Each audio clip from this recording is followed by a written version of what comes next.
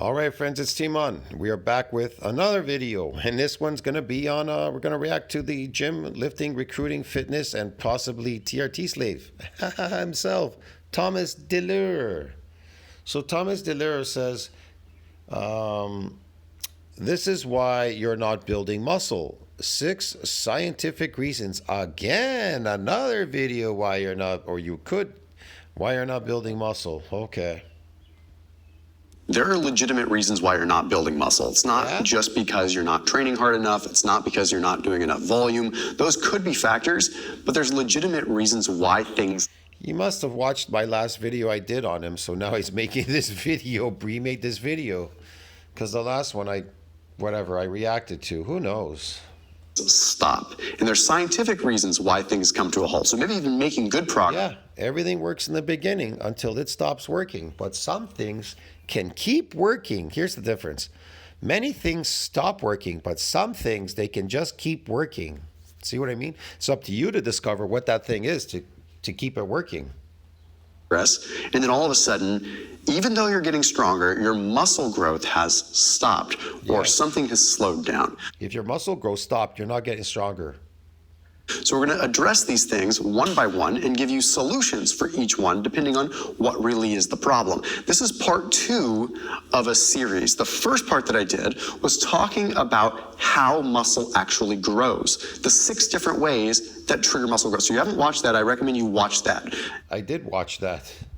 Now, you can watch it after this video. It doesn't really make a difference what order you do. So I linked out to that in the description. Anyhow, let's jump through. The first reason you're not building muscle anymore could be that you've just burned through your newbie gains.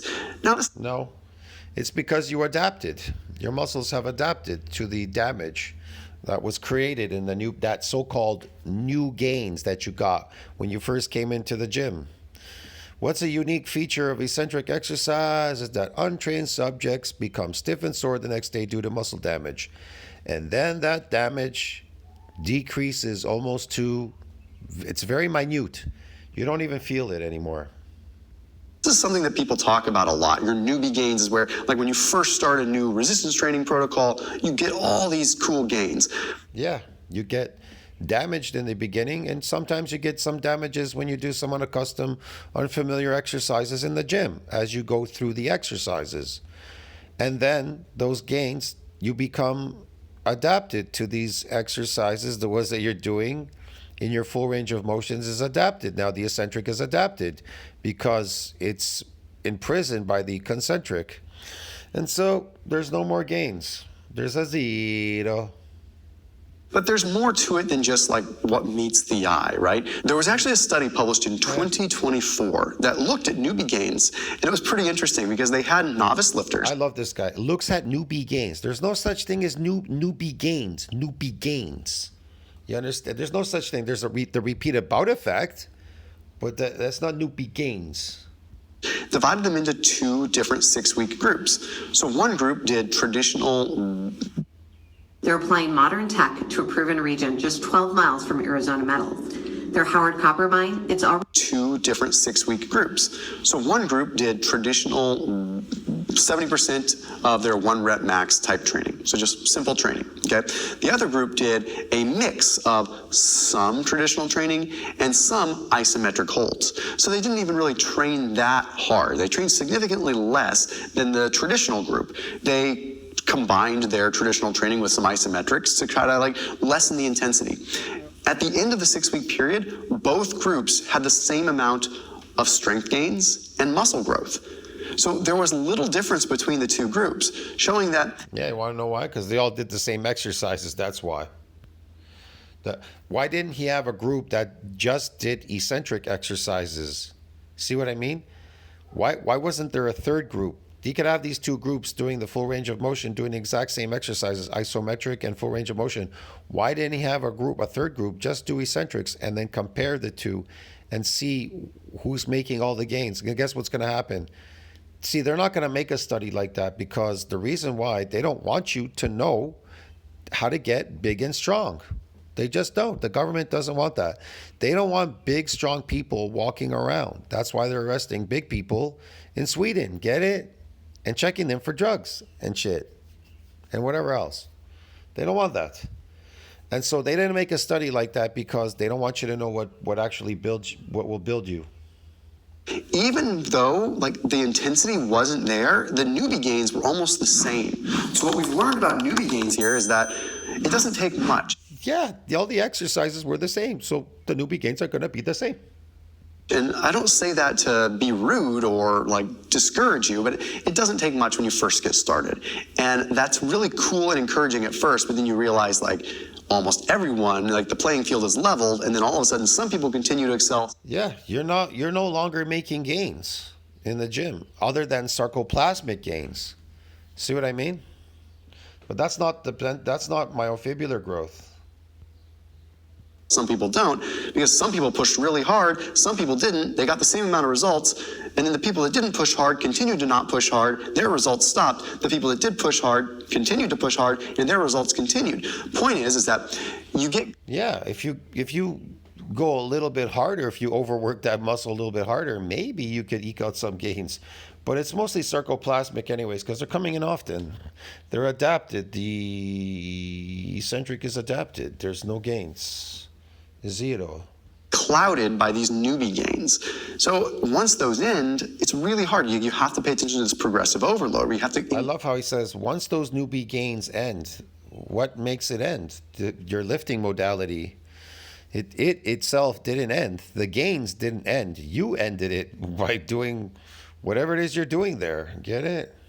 Increase your intensity or your proximity to failure. But there's also really good news for people that are new to lifting, new to training, in a way that they can even exceed the normal newbie gains. Check this out. There's something what's that? called the stretch-mediated hypertrophy response. And this could be really beneficial if you're trying to capitalize on your newbie gains. This study was published in the Journal of Strength. There you go. Stretch-mediated hypertrophy. But they're not talking about muscle damage, but okay, it's kind of on the level of muscle damage, but whatever. Conditioning. And it was really cool because they took two groups, they had them do the same exact resistance training program. Same exact thing. Yeah. The only difference is one group added 30 minutes of static stretching 2 times per week. Literally just stretching. Just stretching, regular, like stretching the hamstrings, but good solid stretch. They were getting to the point where they were actually like... That's good. Burning and having, moderate discomfort from the stretch. Well, here's what they found in terms of muscle growth response. They measured leg press, leg extension, and leg curl. So leg extension, a hamstring curl, and a leg press. Okay. The results in terms of muscle growth were crazy. The group that just did the traditional lifting without the stretching, they had a 9%, 14%, and 12% increase in leg press, leg extension, and leg curl. Okay, so pretty significant, but nothing crazy. Now, the group that added the stretching in, they had a 31% increase in their leg press strength compared to 12, just by adding stretching in. There's a 27% increase compared to a 14% increase in leg extension. And why do you think that is? Why do you think there's such a significant increase in strength from stretching? Why do you think? We're talking monumental increases in overall hypertrophy, strength, just by adding... Right. And why do you think that is? In static stretching. Now, we don't see the same thing with static stretching when you are a more experienced lifter. You see a slight improvement, but when you're really in the newbie phase, you can get a lot more out of this. So what I'm saying is, if you are a newbie... What? That sounds weird. Okay, whatever. You should get it all the time. And you're someone that's been training for a little while and your results have sort of stopped, this might be the next best thing for you to do. Add some stretching in and then go back to your normal training before you kind of move into the next phase. Why not just lift eccentrically? That is the stretch. Why not just lift eccentrically and lift super heavy eccentrically? Why not? It's just easy, low-hanging fruit. The next one is somewhat of an obvious one, but really important. And that is that you're not getting enough protein in, especially if you're an older person, like even north of 35, your protein synthesis and your overall like myofibrillar growth goes down as you age. But anyhow, let's take a look at a study. This is interesting. Your myofibrillar growth goes down as you age. Well, but nobody's building any myofibrillar growth because they reached a newbie gains. Get it? Genetic limit and all that. Remember Thomas DeLauer? This study was published in the International Society of Sports Nutrition, and it was a large meta-analysis. Looked at 20 studies looking at strength and 23 looking at hypertrophy. So collectively looking at strength and muscle growth. What they found was that protein intake was the single largest predictor of if people built muscle or not. It did not have to do so much. It's a single predictor. But if there's no damage, there's nothing to build. No damage, no growth. And that damage has to be enough for the body to want to grow. Yeah. With strength. Protein's important for strength, but ridiculously important when it comes to building muscle. So there was absolute certainty. Like if they could look at the numbers and say that protein intake was where it should be, they could predict that that person would build muscle. That shows you how critical this is. Now there's two really important things to consider. For one, what's your leucine content look like? Like proteins that are high in leucine, right? Oh, yeah. You could do a Google search for that. But the other thing that people really forget about is the ileal digestibility. Like how can you absorb this stuff in the digestive system? So there's a couple different scoring systems. There's the DIASS score and the PDCAAS score. You want to focus on the DIAAS score. This is a protein digestibility score that has been truncated to ultimately figure out the best protein absorbability so you can really get the most out of it. So what you want to do is you could literally just go to Google or ChatGPT and you could type in like proteins with the highest DIASS score. This Wi-Fi trick is helping thousands. It's going to give you the proteins that have a high amount of leucine and are also highly digestible. But I'll just... Yeah, but if there's no damage, there's no matter how much leucine you take in, there's going to be zero growth. Zero. Give you the top few. Whey protein. Protein does not build myofibrillars unless they're damaged. No damage, no growth. Doesn't matter how much protein you eat. Milk protein. Yeah. Beef and eggs. Okay? Those are the staples. Plain and simple. Whey protein is... Yes, those are the staples. Yes. Yes, Thomas. Probably one of the highest. Milk protein is also great too. A blend of whey and casein. Okay. I put a link down below for the whey protein I use. If you watch the first episode of this series, you know that Bomar Nutrition is really my go-to when it comes down to whey protein. The best tasting protein I have ever had in my life. It does not even taste like protein powder. It legit tastes like a McDonald's milkshake. I can't even explain it.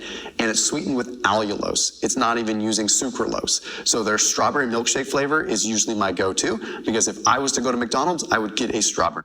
Okay. The next reason you're not building muscle is you're not nearing true localized fatigue. Now we're going to talk about a way to overcome this as well. Oh, so that's another reason, because we're not focused on this local fatigue. Okay. Localized fatigue is... So fatigue builds muscles.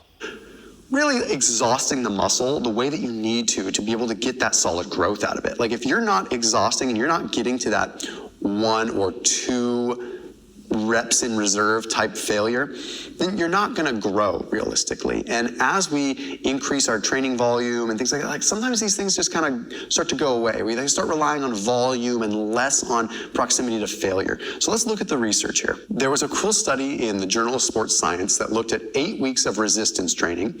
They had subjects do certain exercises all the way to failure, complete failure. And then they had other exercises and some of the same exercises go to reps in reserve at either 1 rep in reserve or 2 reps in reserve, which means almost a failure, but they could have done 1 or 2 more reps. The long and the short of it is, it was kind of a mixed bag. Like the quads, for example, actually responded slightly better with like 1 rep in reserve than going to complete failure. Whereas the calves, for example, responded better to complete failure. But we're talking negligible differences. And this might have to do with just the muscle fiber type, like calves are going to be a little bit more designed for endurance. So maybe they want to go to failure. And then maybe you've got things like the quads that are going to want to respond a little bit more with some explosiveness kind of left in the tank, right? So really important that we look at the muscle type, but not everyone's going to look at their body with a microscope and say, okay, well, I need to train my quads to failure. I need to train my biceps to almost fail. You know, things like you're not going to look at it like that. The difficult thing is Man, training to failure. Okay. As we progress through our training and we become more advanced, we need additional stimuli. It's the way it goes. We cannot continually No kidding. continue to progress our weights the way that we Yeah, if you want a different outcome, then you're going to have to do something different. want. Otherwise, we'd all be squatting 1,000 pounds. Okay, but we have to start adding different stimuli in. Here's the thing. If That's where the goal is to make money, then what will consistently make you money? See what I mean? What will consistently make you money? That's what you have to find. You have to find an industry that will not collapse or change because of whatever demography or something out there. Something that will consistently make you money without any interference. See what I mean? In the bodybuilding world, you have to discover what will consistently give you gains without stopping, will consistently give you gains and strength. Strength and gains, muscle, blah, blah, blah. They all go hand in hand. So what will give you consistent gains? Once you discover that, that's all you have to do. You don't have to do anything else. It's just a waste of time. This cool technique comes in. There was a study published in the European Journal of Sports Science. Fascinating research that was looking at initial range of motion. So they were looking at knee extension or leg extension, right? So they looked at full range of motion, going through the full leg extension. They looked at initial partial, so just the partial. The partial. First he says concentric. You mean the eccentric, right? Just name it, label it, concentric, yeah. The concentric up here, the concentric group, and then the eccentric group.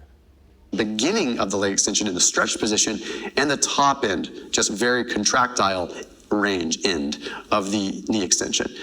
What they found with this was that the full range of motion was really solid for hypertrophy and for strength, but they actually found that... No, it's not, because they're talking about full ROM. It's not for hypertrophy or anything, the concentric. It's because you're still lifting eccentrically, concentrically, full range of motion. The stretch range of motion elicited significant strength and muscle growth. As a matter of fact, they looked at muscle cross-sectional area, and they found that when they did the initial stretch position, like range of motion... Listen to what it says here. Resistance training and initial ROM generally showed superiority in what? Comparison to final full and varied ROM training. You understand me? Eccentric is superior than full ROM training. Yeah. Addition, maximum strength performance and affected by the ROM trained and joint angle, blah, blah, blah, blah, blah, whatever. Motion, and we're able to push some strength there. They had more actual muscle growth. So what this means is that when you finish your set... They actually had more muscle growth in the eccentric. So why not then just lift the eccentric if there's more muscle growth there than a full ROM? Because it's dead. And you go to failure or close to failure. If you can't go all the way to failure, or even if you do... Here's a question. If the gains were in the eccentric, then why do you need to go full ROM failure? See what I'm trying to explain to you? I'm not saying you can't do that. You can get some gains. You can get DOMs and get some damage doing these exercises to failure, but they will rapidly adapt because they're full range of motion. You understand me? So the eccentric will rapidly adapt. There won't be no more gains. But he said all the gains came in the eccentric when they did eccentric exercises. So why not just do eccentrics as opposed to concentric? There you go. You go all the way to failure. Problem solved. Pump out a few extra partial reps. This is really... Wow. Just pump out a few extra partial reps. Get it? Listen to what he says. Pump out a few extra partial reps. Like, you know, when your strength is going in the full range of motion, your arm's is starting to go down, and now it's just in the eccentric. That's why he says just pump out a few of those partial reps eccentrically. Well, if the gains are in the eccentric, then why not just forego the concentric? That makes absolutely no sense to do a full range of motion and then get exhausted by going to failure and then just repping out the eccentrics at the end. Okay, whatever, dude. Real stuff. It should ideally be in the stretched position, though. Okay, so like for a bicep, it would be... Yeah, the stretched position, eccentric, yeah. at the bottom of the movement, just that last little stretch there. So you finish all your sets and then you go, or your reps, excuse me, and then Why not just do them at the bottom to begin with and finish with them? Why do the whole set to the top? Why? Why, Thomas? What's the purpose? you go little partials. For leg extension, boom, finish your set, and then a couple little partials. I love this. Do your set concentrically and then do the partials because that's where the gains are. He just told you where are the gains? Eccentric. So why do you need to do these stupid concentric exercises? Duh.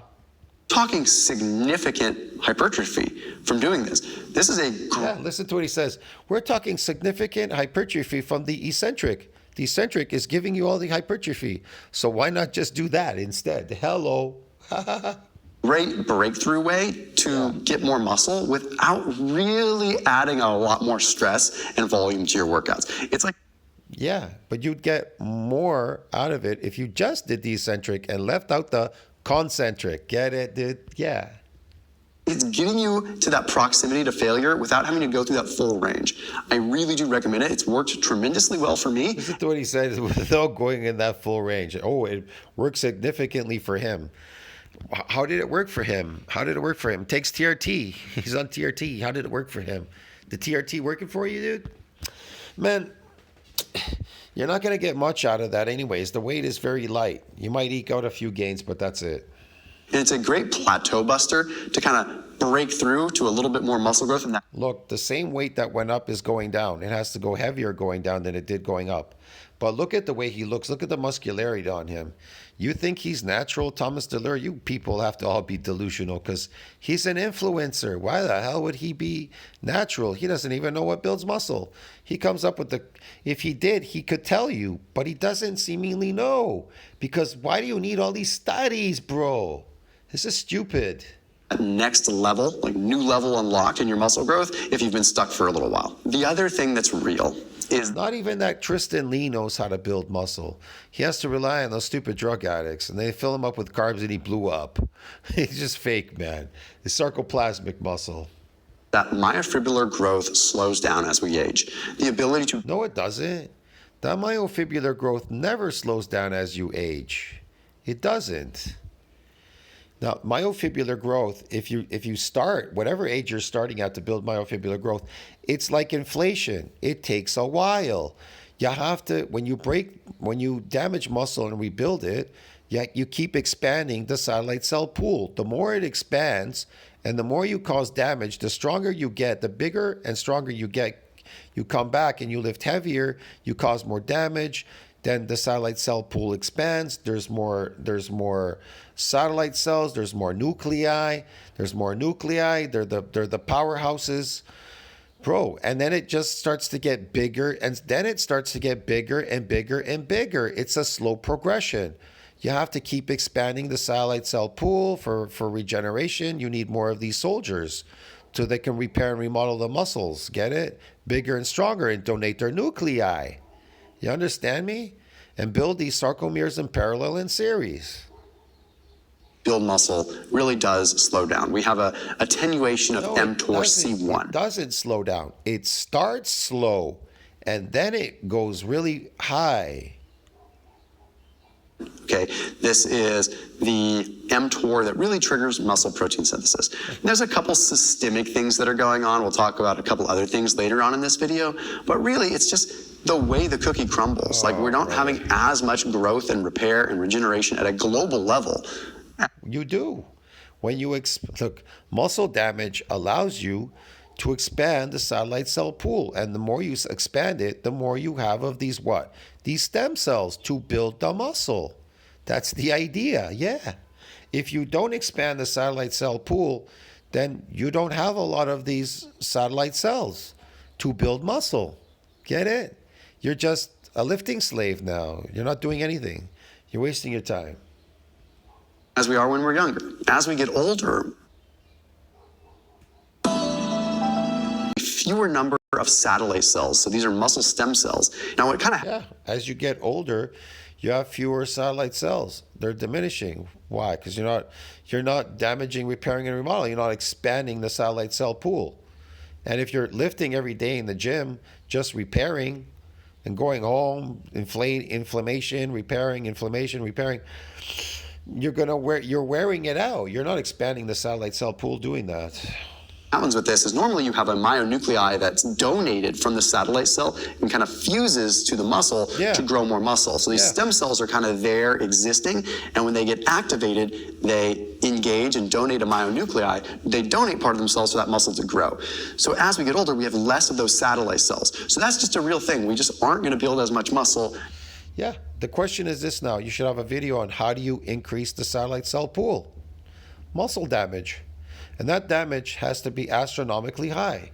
It can't be minor damage because it's not going to do anything. Just because we have less of these stem cells. A couple of ways that you can increase stem cell production. Believe it or not, fasting actually can improve. Eccentric exercise, that's what will expand the satellite cell pool. Heavy eccentric exercise, yeah. Stem cell production, you just have to find a I don't know about fasting increasing the satellite cell pool. I really doubt that, but whatever. balance. If you're going to fast, make sure you eat enough in your days when you're not fasting and get enough protein when you're not fasting, because otherwise I don't know about starvation building more stem cells, but okay, whatever, dude.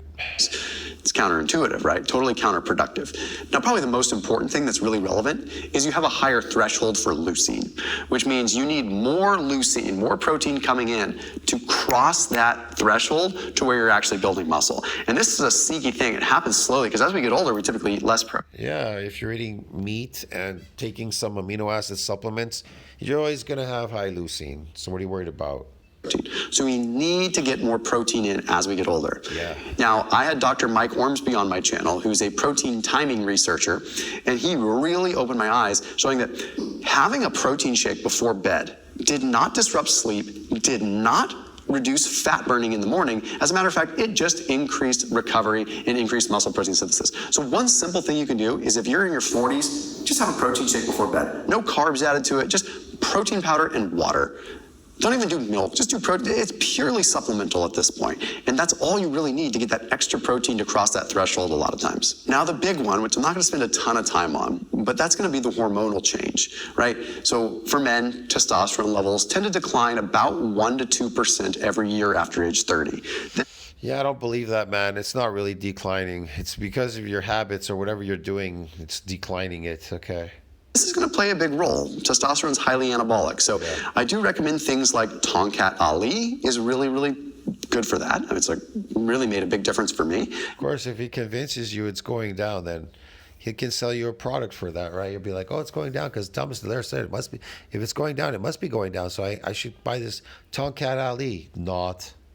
Just stop eating the slave food diet. You just kind of have to watch it. So look at Tongkat Ali. Estrogen levels, believe it or not, modulating your estrogen levels. So with women, estrogen goes down. This can negatively affect things with men. If your testosterone levels go down, sometimes your estrogen levels can be suppressed. If your estrogen... Oh, man, this is crazy, bro. Whatever. Too, but the best thing that you can do is focus on modulating them. So I recommend things like DIM, D-I-M, Modulating them. Just eat natural food. They'll be modulated. methane, or just consuming more in the way of cruciferous vegetables. So cabbage, broccoli, cauliflower, these can help out here too. No, that's what's causing low testosterone. Don't eat any of those. They're toxic. But the real big one, guys, the real big one is cortisol. As we get older, we just have more stress. We have more life coming at us. We have chronically elevated cortisol. Okay. Now, if this is the case, this is highly catabolic. These glucocorticoids that are released from cortisol or with cortisol, right? These glucocorticoids elicit atrophy by triggering protein degradation. It sounds weird, but it triggers more autophagy because your body's going through more autophagy to try to recycle and salvage what it has already. And this autophagy can sometimes break down protein. So it makes it sound like, what do you mean? Like I thought autophagy was good. It is, but it's happening all the time. And when cortisol levels are elevated, you're going to be in a stressful state where you're just breaking down more. And you're also storing more fat typically, but you're breaking down your protein. At an actual level of genetic, translational expression, so to speak, muscle protein synthesis itself is fully suppressed, or I shouldn't say fully, but significantly suppressed. So when cortisol is high because you're stressed, you're not in a favorable time to build muscle. Kashi bars are made with dark chocolate, chia seeds, and are... You're not in a favorable time to build muscle. So there's some simple things that you can do. Vitamin C is very good for cortisol reduction. Glycine can help calm you down a little bit. So I recommend like 3 grams of glycine, particularly at night. Omega-3s not only have a powerful effect on muscle protein synthesis and what's called P70S6K phosphorylation, so the pathway of actually building muscle. Okay, that's very good, so it can help you build muscle and preserve muscle, but there's also an anti-inflammatory effect with omega-3s. So I recommend like maybe 2,000 to 3,000 milligrams of omega-3s per day, especially if you're older. Ashwagandha in the evening time has an anti-cortisol effect. It can actually regulate cortisol so that when you get up in the morning, you're a little more balanced too. This is really important. These things matter. When you're talking about cortisol, like this is how you store belly fat and ultimately break down muscle. It's not what you want, especially as you get older. Okay. Also, carbs at night. Okay, carbs will bring down cortisol if you have acute spikes. But what I recommend is if you're trying to build muscle, carbs aren't that important for building muscle. Protein is important for building muscle. Stimulus is important for building muscle. Calories to a certain degree. But if you allocate your carbs to the evening time, it'll help you sleep. It also blunts cortisol a little bit. So just allocate them to the nighttime. You're not going to gain a bunch of fat unless you're really eating garbage. A few carbs at night, like 50, 60, might be very beneficial. Now, the last reason in this case that you're not building muscle has to do with inflammation as you get older, or inflammation in general, but particularly as you get older. Because as you get older, you have muscle wastage, you have DNA breakdown, you have all of these breakdown products that are releasing in your bloodstream, and that triggers the immune system to be somewhat activated. So when you have this inflammatory cascade, like look at the images on the screen right now. I know it's advanced, but let me explain it briefly. At the cellular level, you have inflammation, you have protein degradation, and you have oxidative stress. Ultimately turning on this like nuclear factor kappa B, which is at a very genetic level, just triggers this muscle protein degradation. It's not a pretty thing. So inflammation is impeding the signal, stopping muscle protein synthesis, making it so that not only it's harder to build muscle, but you actually do break down muscle too. The bottom line with this is there's a few things. If you're older, sometimes tuning down your training could actually reduce inflammation a little bit. But for most people, they're not doing enough exercise. But if you're watching this video, you're probably someone that works out and you're just trying to combat the stopping of the growth, right? So what you can do to kind of reduce inflammation is focus on your gut. Okay, we need to focus on our gut barrier integrity. Inflammation really does, in my opinion, for most people, start in the gut.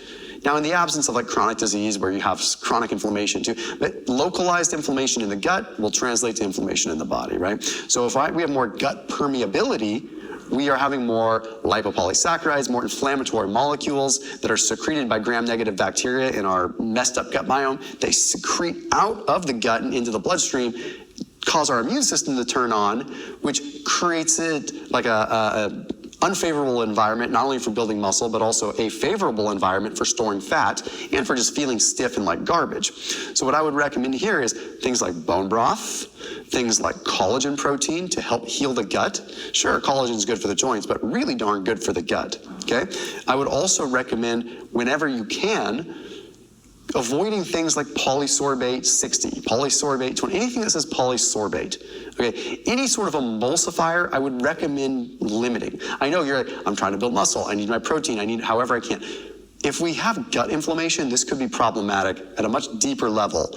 So what I would recommend is going for, if you're looking at a food, if it says something like soy or sunflower lecithin, that's something you would want to opt for instead of like polysorbates. Now, you're only going to find this in like processed foods anyway, so hopefully this isn't a big part of your diet to begin with. But the best ways that you can really take care of the gut is by modulating the gut bacteria within your gut too, right? So soluble fiber, things like even just polyphenols. Right? I don't recommend having a ton of fiber. I recommend getting your fiber from polyphenols, which are strong in the prebiotic sense. I recommend taking care of the gut mucosal layer. So you do this by increasing glycine, increasing collagen, increasing gelatin intake, increasing your bone broth intake, things like that that are actually good for healing the gut. And one of the most powerful things you can do, even if you're building muscle, is have these clear defined gaps in between meals that allow for gut motility and gut repair. The gut repairs itself when you're not eating.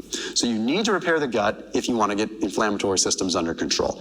Now, inflammation is complex, so please do not think that this is like a take it to the bank way to reduce inflammation. It is just a thing that stands in the way of building muscle. So as always, keep it locked in here on my channel. I'll see you tomorrow. daily jackpots. A chance to win with every spin and a guaranteed winner by 11 p.m. every day. The rich are growing their wealth very rapidly, and it's acting like a black hole in society. It's sucking the wealth away. There are basically two leading voices in what we need to do. There's me and my lot saying tax the rich, but there's another voice which is much, much louder, which is the problem is immigrants. And if you are a billionaire, which one of those two do you want to win?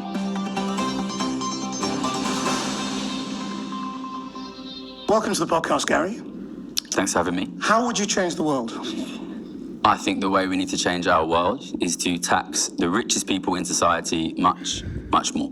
Why? Why would that make a huge difference? I developed this idea when I was working as a trader, all right? So I started working as a trader 2008, straight out of LSE, which is obviously